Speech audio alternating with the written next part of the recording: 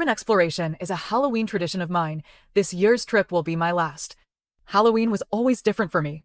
Instead of costumes and candy, the night of Old Hallows Eve was spent in the murk of the scariest places I could find. Urban exploration with a predictable twist. Abandoned asylums, gold rush-era mineshafts, forests that were hotbeds of paranormal activity. Once I even found myself in the scorched basement of a high-rise that had caught fire and had 32 people perish in its flames. But all those pale in comparison to this year's trip, because those places can be left behind. Coronado will stay with me until my dying breath. The Coronado Military Complex was not a place meant for life. Hugging the coastline of far North California, veiled by towering redwood forest. Hundreds of feet underground, this complex got its start as a Cold War-era project that was shut down sometime in the 80s until it was repurposed from 2002 to 2007 and has been left to rot since. This is all conjecture, of course. Coronado's facilities and operations are clandestine. We only knew of Coronado because my friend and exploration partner Mark is a freelance journalist who had gotten into contact with a local willing to be our guide. We'd be killing two birds with one stone, a Halloween to remember for me, and an article to serve as Mark's holiday special. Whatever caused the abandonment of 2007 must have been severe enough for a hasty evacuation. They had only time to collapse the 3 maintenance tunnels and part of the main tunnel into the greater complex. Power and water were never cut, so the 700 feet of sloping tunnel into the main entrance soon became a hub for a community of bohemians and vagrants. If you want a picture of what the settlement looks like, picture any major California city's underpasses. The tents, billowing smoke from trash fires, open drug use. Coronado's got it all except everyone is hooked up to a dangerous amount of extension cords. That might have been enough for a story or trip, but Mark and I were searching for that which straddles the edge of the periphery. Deep within the bowels of Coronado lies a decades-long mystery, and it would have stayed buried for uncountable years if it not have been for the efforts of one man. Sergio Martin spent the last 12 years slowly clearing out the rubble of the northernmost maintenance tunnel until a few months ago he gained entry into the facility. The next few weeks spent exploring the compound led to discoveries so unsettling he had no choice but to try to bring it to the media. We met him on the outskirts of the maintenance tunnel. Tall, brawny, long gray hair pulled back into a ponytail. The man looked exhausted. "You weren't my first pick, you know. Last, actually. Went to the Times, then the Post, all of them. Rejected unilaterally, so I kept going down the list until I was short of calling up the National Enquirer. How's that figure? You're just above them," he asked Mark. "Well, Sergio, I'd wonder what kept them from such a juicy story. Honest opinion? I think they're scared. They have a memo that's passed around saying stay the hell out of Coronado, but that's not stopping me from trying to get the word out. Even if it's a small magazine like yours, Paranormal? Is that your angle? As long as it's out there, it'll gain traction and slowly people will come to know of Coronado. I'm a freelancer. The publication I run isn't limited to the paranormal. I cover any oddity that comes my way. I'm eager to see what Coronado has in store for us."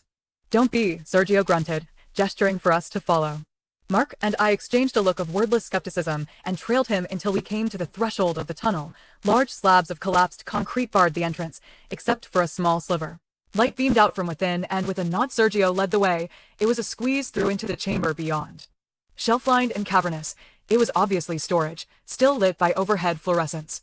We walked through into a larger room that looked like barracks stripped of their bedding, and beyond that was a central hub that split off into further corridors and rooms. So far nothing stood out about the complex, sparsely decorated and industrial. A collection of concrete columns, brutalist architecture, and musty scents. A wooden table awaited us. Atop it were a few files and an old desktop computer. Sergio's gaze laid upon them. I walked forward and picked up the first folder, dated 1987, and with Mark peering over my shoulder began to read it. Sergio theorized that it had been left over from when it was first abandoned, and upon reused in the 2000s the files had been recompiled and heavily redacted. Reading through, I wasn't able to piece together anything cohesive.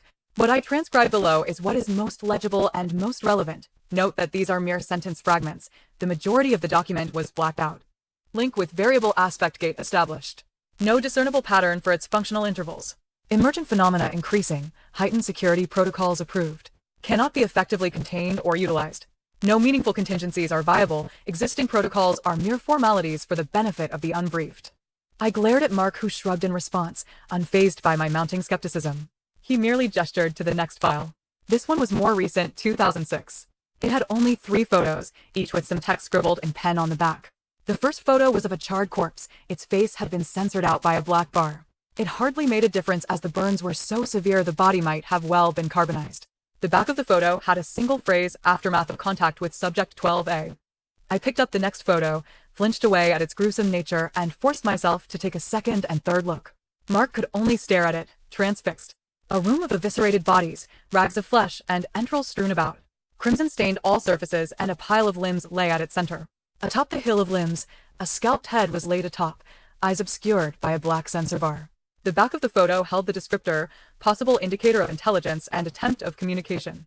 Flipping the photo back around and scanning the scene for a final time, I saw it, a crude drawing etched out in blood on an adjacent wall, a stick figure with no features besides two small, beady eyes.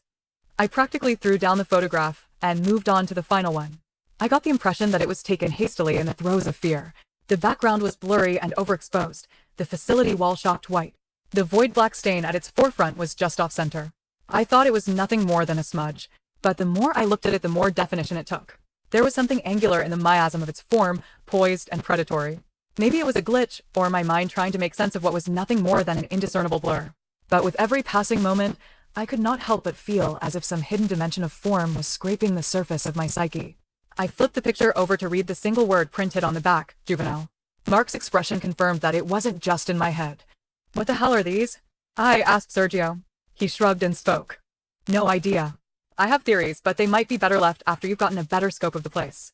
Come on, I think you should see the rest of this place before I show you what's on the computer." As we followed him, Mark took the initiative to ask him how he came to Coronado. I was a professor once, computer science. 2008 hit me hard, harder than most. Lost the house, my kids, my wife, and my job. So I went north with nothing but a pack and my Camry. Found Coronado through a friend I made along the way. Was good back then, before it started getting crowded, before the fights for space got frequent. Even then there was something off, at night, reverberating off concrete. You'd hear things coming from deep within. So I picked a tunnel and started digging, chipping away at the rubble every day. Those days turned to weeks, then months, until years passed by, until finally Sergio led us into another sloping tunnel, down into a lower level, then past the central chamber into a side room.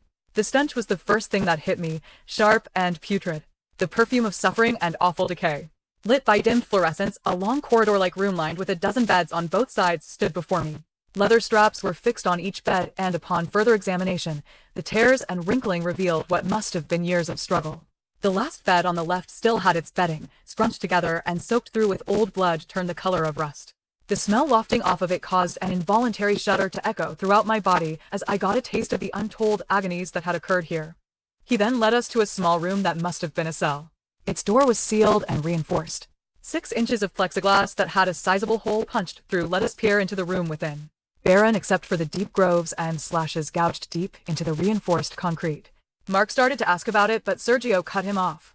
"No idea. Come on more to see this way." Once more he led us to the central chamber and towards the northern end, where a towering concrete double-door barred entrance into what surely was the deepest part of the facility. There was no locking mechanism. With enough strength and leverage, one could haul the doors open. "What's that?" I asked Sergio. "Think it's the aforementioned aspect gate. Took weeks for me to work up the courage to pry it open and peer in. Nothing but a brick wall beyond. A friend from the camp once took a trip down here. Swore to me when he opened it there was a dirt wall. He could have been on something at the time that deceived his eyes." "I want to take a look at what's on the computer," Mark cut in. Sergio nodded, and we trekked back to the desk a floor above us. Sergio had been able to extract some of the files through an exploit in these older systems, though most of the data was half corrupted. There were a few surviving memos that stood out.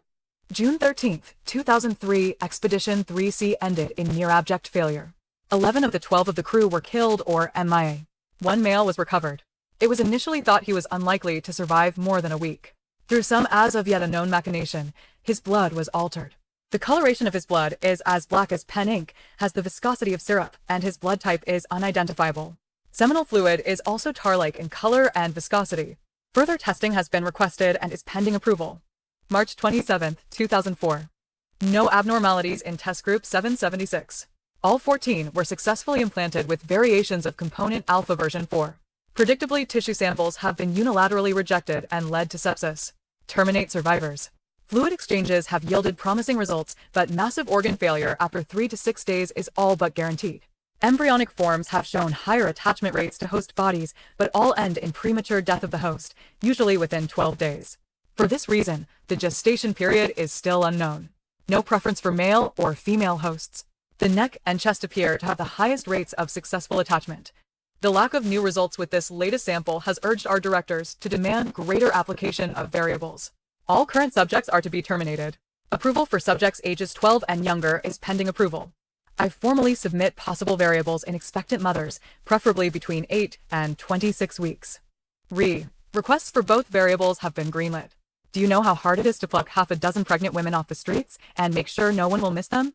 They're yours, but please be frugal. September 19th, 2006. The increasing frequency of breach events has fast-tracked this project into early termination. 6 months is the best we can hope for now.